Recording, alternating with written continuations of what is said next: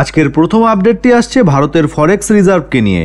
Reserve bank of ইন্ডিয়ার data অনুযায়ী last উইকে ভারতের ফরেক্স রিজার্ভ $4.47 বৃদ্ধি হয়েছে, যার পর এখন ভারতের টোটাল ফরেক্স রিজার্ভ $620 বিলিয়ন পৌঁছে গিয়েছে।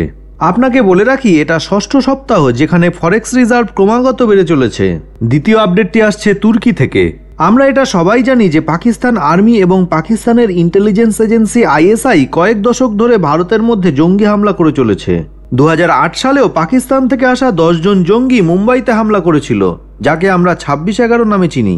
এখন খবর পাওয়া যাচ্ছে যে একটি ইসলামিক দেশ হওয়া সত্ত্বেও তুর্কির মধ্যে কিছু জঙ্গি একইভাবে হামলা করতে গেছিল।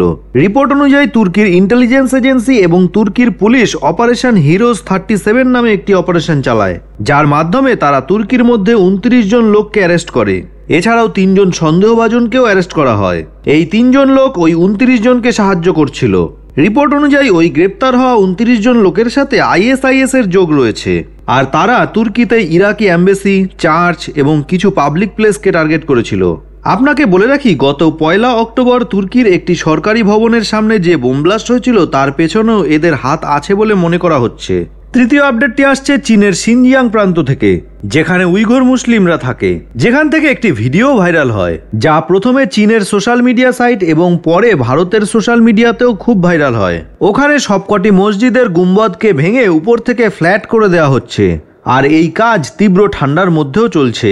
চাইনিজ অথরিটি সিনজিয়াং এবং তার আশেপাশের এলাকাতে মুসলিমদের মসজিদের ওপর থেকে মিনার এবং গুম্বদকে ভেঙে ফ্ল্যাট করার কাজ করছে। ওই গুম্বদ এবং মিনারগুলিকে হাতুড়ি দিয়ে ভেঙে ফেলা হচ্ছে। অবাক করার বিষয় হলো, চীনের এই কার্যকলাপে সমগ্র মুসলিম বিশ্ব নীরব দর্শক।